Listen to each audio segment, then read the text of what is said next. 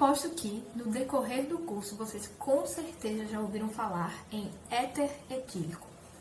Esta molécula aqui do lado é uma representação do éter etílico, que possui 4 átomos de carbono, que estão representados em preto, 10 átomos de hidrogênio, que estão representados em branco, e um átomo de oxigênio, representado em vermelho.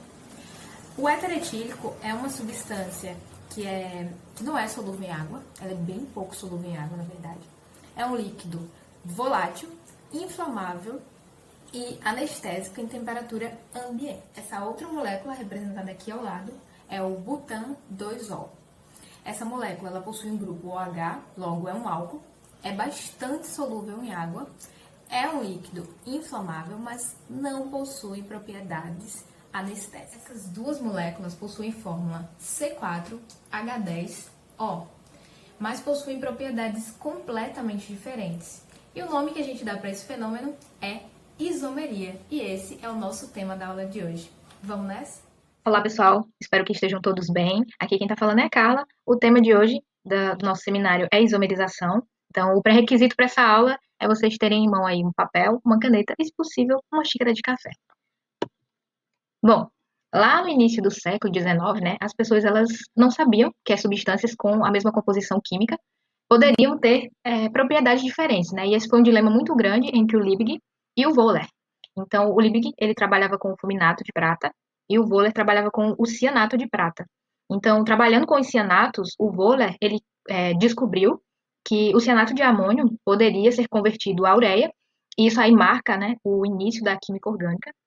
Então, o Wöhler descobriu que a composição química do cianato de prata era exatamente a mesma que havia sido reportada pelo Liebig, e essa polêmica, né, levou o Liebig até a sintetizar o cianato de prata, e foi aí que ele descobriu que as substâncias elas tinham a mesma composição química, só que propriedades totalmente diferentes. Esse problema veio quando Berzelius, que era orientador de doutorado do Wöhler, ele considerou que talvez os átomos eles estivessem ligados de formas diferentes em cada uma das duas espécies que estavam sendo estudadas ali, né?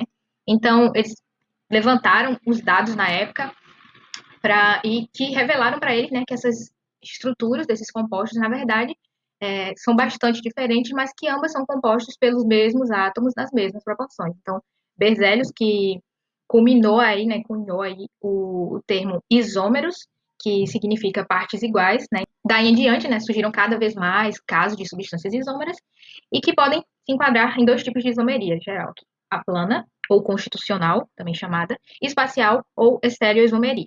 Dentro da isomeria plana, a gente divide em dois subgrupos, que é a estática e a dinâmica. Na estática, a gente tem a de função, a de cadeia, a de posição e um caso especial da de posição, que é a metameria. Na dinâmica, nós temos a tautomeria. Na isomeria espacial ou estereoisomeria, nós temos dois grandes subgrupos, que é a isomeria geométrica, ou também chamada de cis-trans, e a isomeria óptica.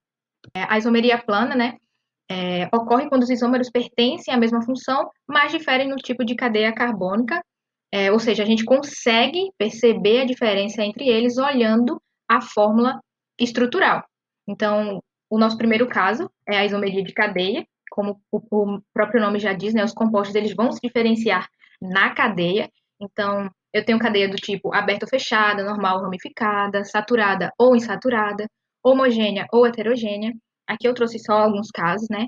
E eles não são o mesmo compostos, mas apresentam a mesma fórmula molecular e as cadeias totalmente diferentes, né? Nossa segunda isomeria é a isomeria de função, né? Que é quando eu vou alterar a função da minha estrutura.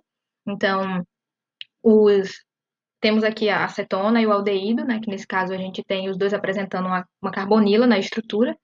E aí eu tenho as carbonilas em lugares diferentes, né, transformando-se em funções diferentes, mas tendo a mesma quantidade de carbono, oxigênio e hidrogênio também. Então, aqui nós temos o isômero de posição, né, como o nome também já diz. Então, nesse caso, eu posso alterar a posição da minha insaturação ou do meu grupo funcional. Em alguns outros casos, também a posição da minha ramificação, né. E como eu falei, que aqui a gente tem um caso especial, que é o de metameria, né. Então, como o nome diz, é met de meio, então metameria, eu vou estar alterando aí o local do meu heterótomo. Na verdade, eu vou estar modificando a quantidade de radicais que vai estar ligado a esse heteroátomo, né? Então, aqui a gente precisa ter um cuidado, porque para ser metameria, eu preciso ter a alteração do heteroátomo dentro da cadeia, né? Mas se ele deixa de ser heteroátomo, eu não tenho mais metameria e sim, né, uma isomeria de posição. Nosso último caso de isomeria plana é a tautomeria, né?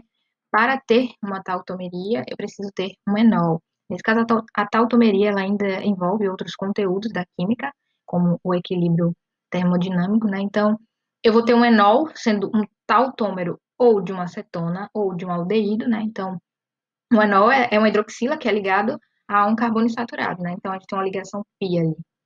Então, passando para o segundo tipo de isomeria, que é a isomeria espacial, né? A isomeria espacial ela tem a ver com as moléculas em 3D. Então, a gente tem que pensar no espaço, né? Com que os meus átomos eles ocupam.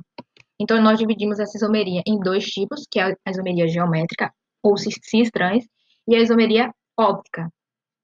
A isomeria geométrica, ela acontece, né, sobre as seguintes condições. A primeira condição é quando a minha molécula ela precisa ter uma ligação dupla entre dois carbonos. E a segunda é que os substituintes da minha molécula, eles precisam ser diferentes nos dois carbonos. Então, aqui nós temos dois tipos de isômeros, né, que são o cis e trans. E para que eu identifique qual é o cis e qual é o trans, o primeiro passo é traçar uma linha, como foi feito aqui, traçar uma linha em cima da minha ligação dupla, e quando eu faço isso, eu divido a minha molécula em dois planos. Se meus substituintes iguais ou de maior tamanho estiver no mesmo plano da molécula, né? Então, eu tenho a isomeria do tipo cis. Se os meus substituintes iguais estiverem de lados opostos, né, da minha molécula, eu tenho isomeria do tipo trans. E aí, antes de passar para falar, né, sobre a isomeria óptica, eu vou contar para vocês a história, né, que lá na década de 50, 60, um remédio ele foi criado para que as mulheres grávidas elas melhorassem dos enjoos, né, que sempre tem no começo da gravidez. Então esse remédio ele tinha na composição dele talidomida, que era um composto produzido em laboratório, bonitinho, tal, tal, tal. Então os remédios eram fabricados, distribuídos, as mulheres compravam, usavam para os enjoos e daí, né, percebeu depois de um tempo que metade dessas grávidas que tiveram bebê, eles nasceram com uma má formação congênita, né?